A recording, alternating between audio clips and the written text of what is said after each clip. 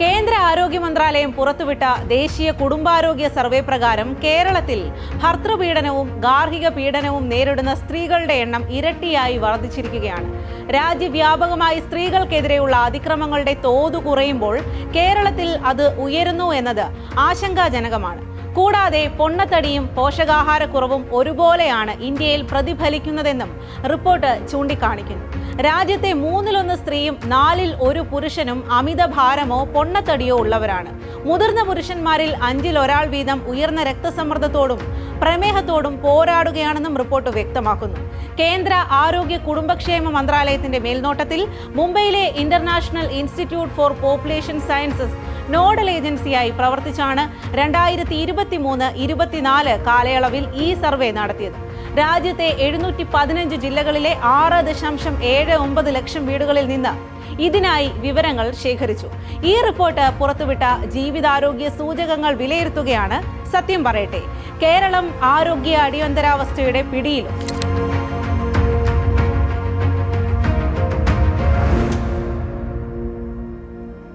ഭർതൃപീഡനം നേരിടുന്ന സ്ത്രീകളുടെ എണ്ണം മുൻ സർവേയെ അപേക്ഷിച്ച് കേരളത്തിൽ ഇരട്ടിയായെന്ന കേന്ദ്ര ആരോഗ്യ കുടുംബക്ഷേമ മന്ത്രാലയം പുറത്തുവിട്ട സർവേ റിപ്പോർട്ട് കേരള സമൂഹത്തെ ആശങ്കപ്പെടുത്തുന്നതാണ്.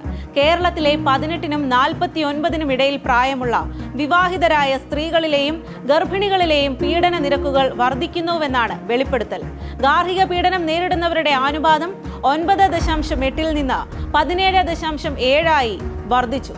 കേരളത്തിൽ നഗരപ്രദേശങ്ങളെ അപേക്ഷിച്ച് ഗ്രാമങ്ങളിലാണ് പീഡന നിരക്ക് കൂടുതൽ. നഗരങ്ങളിൽ ഇത് 15.6%, ഗ്രാമങ്ങളിൽ 19.7%. ലൈംഗിക പീഡനം ഏൽക്കുന്നവരുടെ എണ്ണത്തിൽ 0.3% വർധനവും രേഖപ്പെടുത്തി.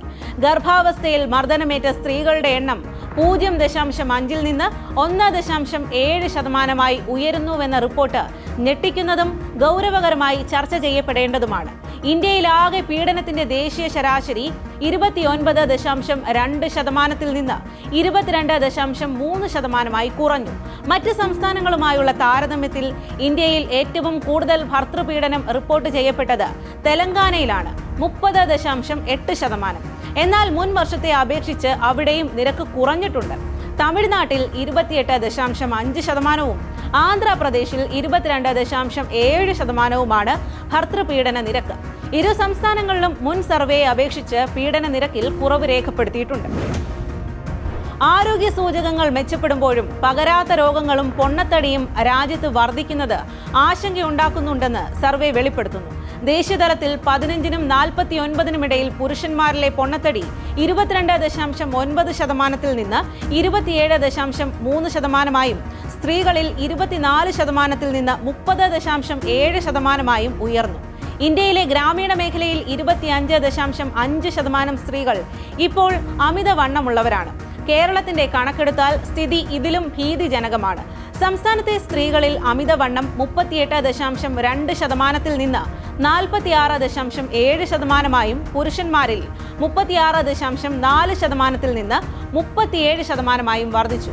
കേരളത്തിലെ നഗരപ്രദേശങ്ങളിൽ മാത്രം സ്ത്രീകളിലെ അമിതവണ്ണ നിരക്ക് 42.8%-മാണ്.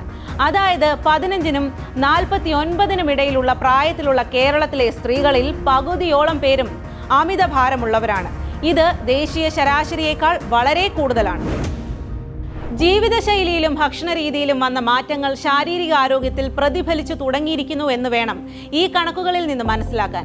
ശരീരഭാരം വേണ്ട അളവിലും കുറഞ്ഞ സ്ത്രീകളുടെ തോത് നഗരമേഖലകളിൽ ഗണ്യമായി കുറഞ്ഞിട്ടുണ്ട്. മുൻ സർവേയിൽ ഇത് 19.7%-ആയിരുന്നത് പുതിയ സർവേയിൽ 13.2%-ആയി താഴേക്ക് വന്നു. കുട്ടികളിലെ പോഷകാഹാരക്കുറവ് രാജ്യത്ത് ഗണ്യമായി കുറയ്ക്കാനായെങ്കിലും മുതിർന്നവരിലെ പോഷകാഹാരക്കുറവും ഭക്ഷണ അസമത്വവും ഗ്രാമീണ മേഖലകളിൽ ഇപ്പോഴും ഒരു വെല്ലുവിളിയായി തുടരുന്നുവെന്നും സർവേ വ്യക്തമാക്കുന്നു. പ്രമേഹവും അത് നിയന്ത്രിക്കാൻ മരുന്ന് കഴിക്കുന്നതുമായ സ്ത്രീകളുടെ അനുപാതം 13.5%-ൽ നിന്ന് 17.8%-ആയി ഉയർന്നതായി സർവേ വ്യക്തമാക്കുന്നു.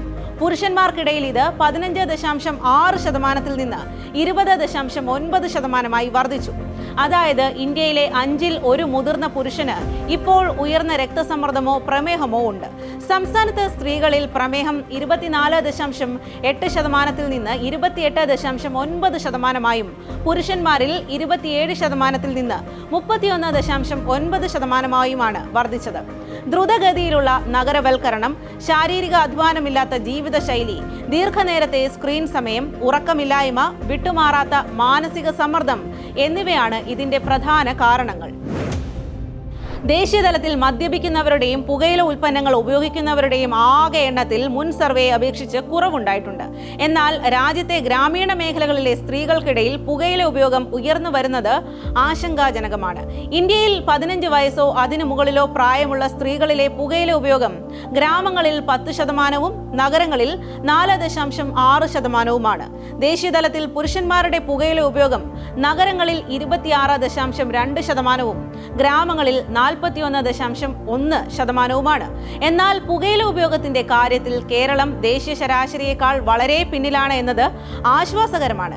കേരളത്തിൽ സ്ത്രീകളിലെ പുകയില ഉപയോഗം 2.2% തുടരുമ്പോൾ പുരുഷന്മാരുടേത് മുൻപത്തെ 16.9%-ൽ നിന്ന് 15.9%-ആയി കുറഞ്ഞിട്ടുണ്ട്.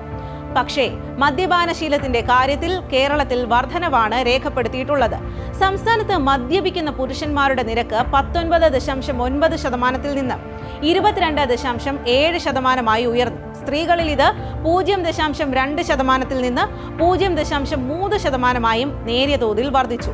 ദേശീയതലത്തിൽ പുരുഷന്മാരിലെ ആകെ മദ്യപാനശീലം 18.7%-ൽ നിന്ന് 18.9%-ആയി മാറിയിട്ടുണ്ട്. സാമൂഹികമായും സാംസ്കാരികമായും മുന്നിലാണെന്ന് അവകാശപ്പെടുമ്പോഴും വിവാഹിതരായ സ്ത്രീകളിൽ ഭർതൃപീഡനം ഇരട്ടിയായി വർദ്ധിച്ചുവെന്ന കണക്ക് കേരളത്തിന്റെ സാംസ്കാരിക പ്രബുദ്ധതയ്ക്ക് ഏൽപ്പിക്കുന്ന ആഘാതം ചെറുതല്ല. ദേശീയതലത്തിൽ ഇത്തരം അതിക്രമങ്ങൾ കുറയുമ്പോൾ കേരളത്തിൽ ഇത് വർദ്ധിക്കുന്നത് ഗൗരവമായ ചർച്ചകൾക്ക് വഴിവെക്കേണ്ടതുണ്ട്.